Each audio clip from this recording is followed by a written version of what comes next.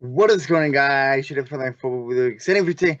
And today we are gonna talk about mistakes that everyone still makes in Pokemon Go.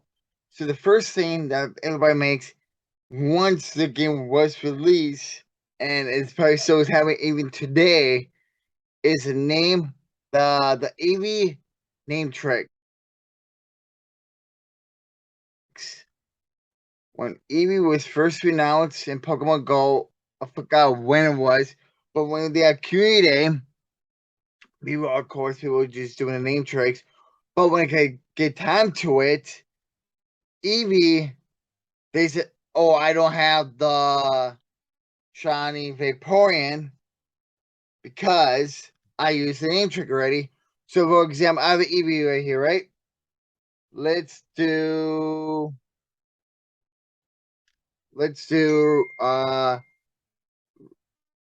Rainer.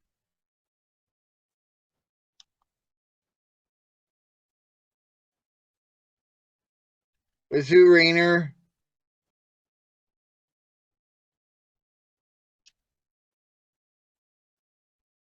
Didn't work because I used it already.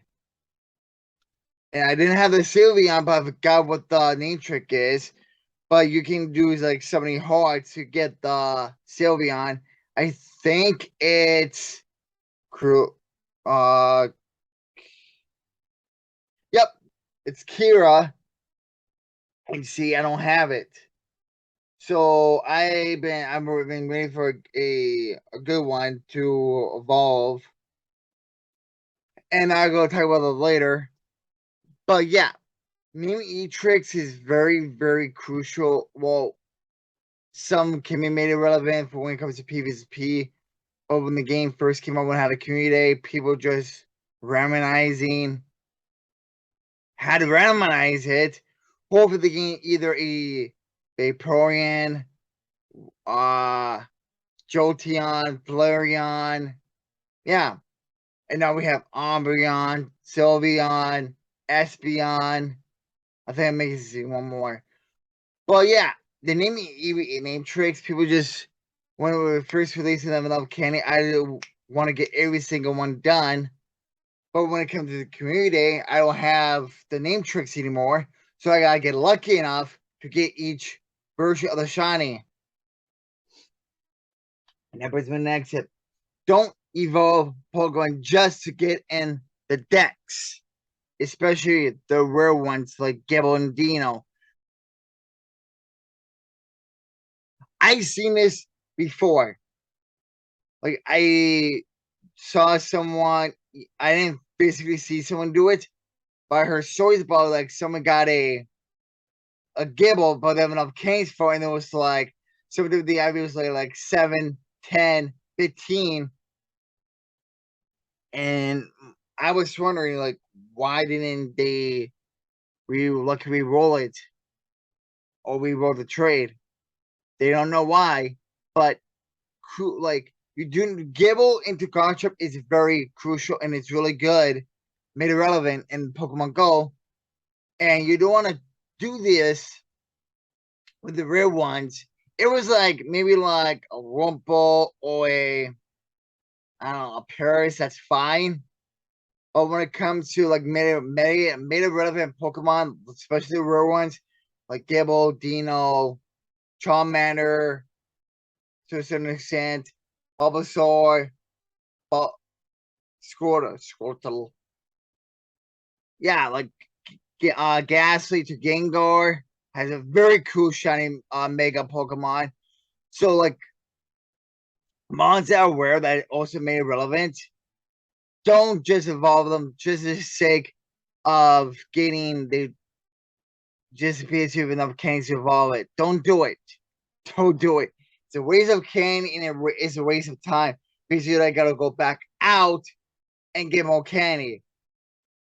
And if you do that, evolve it, don't try to max that out. Don't do it. Unless you're planning out lucky re-rolling it.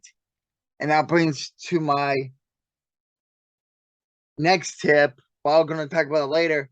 Number 3, throwing the ball straight. When it first came out, people and I starting to doing the couple on it. But now a lot of people are more doing it. But I still see people so strange shining it. You get extra XP with a couple. I forgot how much it is. I think it's either between 10 and 100 XP. But yeah, you get a lot. And transferring number is my number 4. Transferring Pokemon without checking the IVs. I don't know how many times I see people just like during Q&A Day, Gold Fest, just clicking max, just basically just transferring all the mods to the cards, so for the Chinese, and like without checking the IVs. There is a quick way to do it, and here's the quickest way. And I love this feature. So you go to your search bar, you hit 4-star, and the 4-star is how many Pokemon you caught. And then you can do a 3-star. And then this is the reason how many 3-stars I have. And that Deoxys and that Draperion is not any good. Then the raw fluff is like 91, but I'm not planning on doing it, evolving it. And so when it comes to these fucking rerolls, like transferring, don't do it. Like, check those first. If it's not any good, you haven't eaten any hundos or 3-stars, you can just check. Because I don't check any PvP items at all. Trying to do it for Gold Fest or Gold Fest. Because yeah. Because it raises more time. That's why you want to have a more big storage. And let's say I have like 300, but I'm down to 10 in the last 10 minutes of the first hour of this the Gold Fest community. That name trick, that 4-star and 3-star is going to save a lot of time. I'll check in IVs, and it's going to save you more time down the line. And then let's say you have no good. Like, I would recommend try all of them. But if you're having like Axu, Gibbles, or Dinos you caught, start those and then trade them for later to get a better chance of getting a better IV one.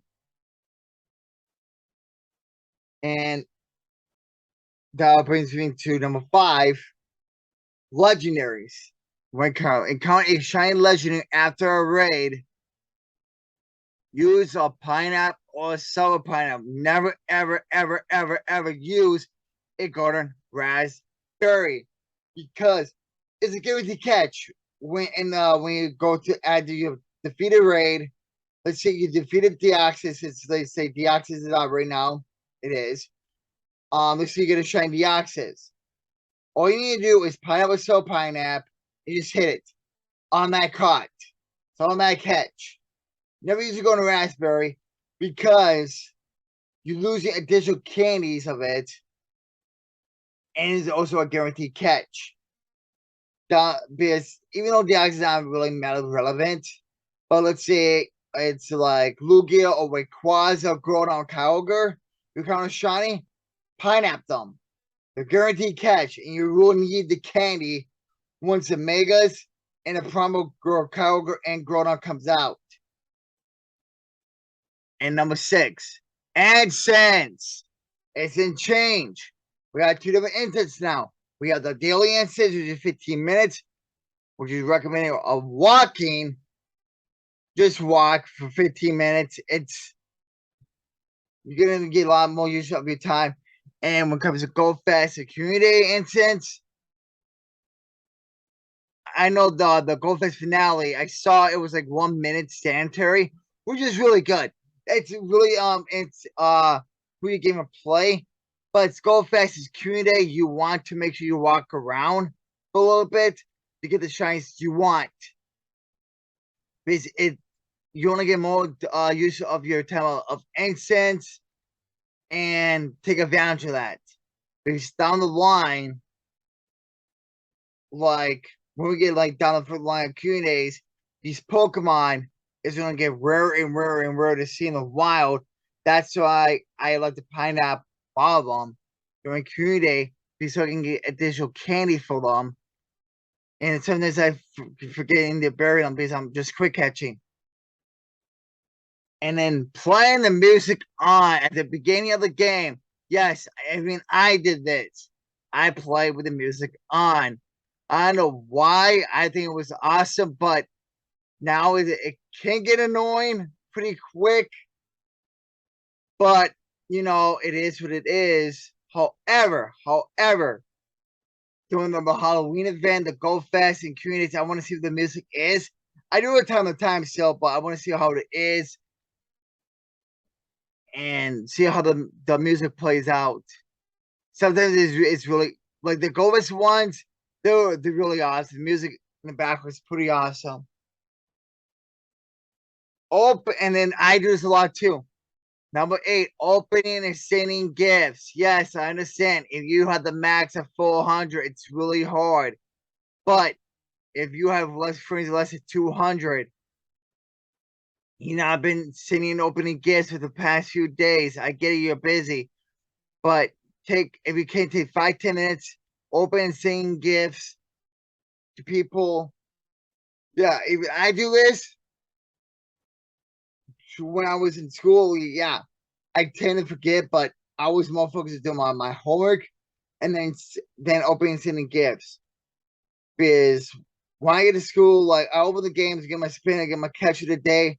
Then I'm more focused on school because I'm not gonna waste half an hour to an hour, depending on how many friends I have, opening and sending the gifts. Because I can get quite a bit done in that hour, half an hour to an hour of homework or talking to a professor about a question I have on our assignment or taking notes.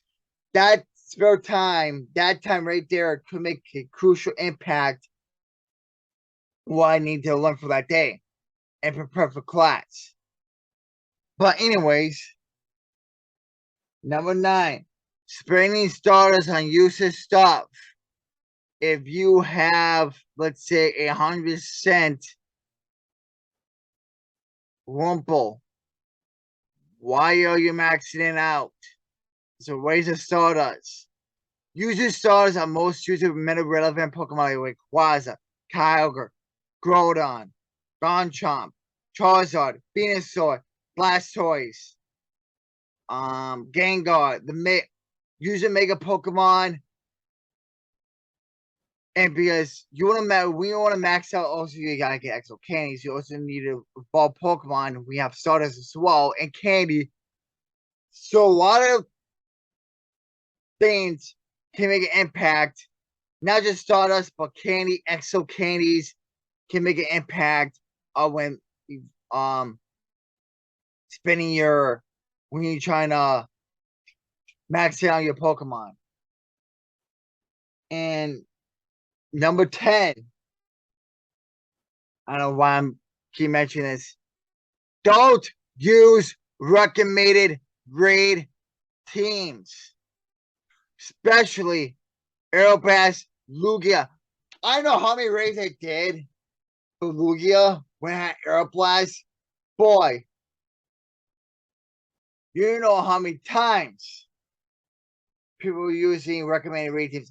I see some using a slaking right away because of recommended raid teams. Like, why are you using recommended teams? If we don't beat this raid, because you usually recommend teams, like you should be the raid with 10 people, especially the trains are like 30 or more or higher.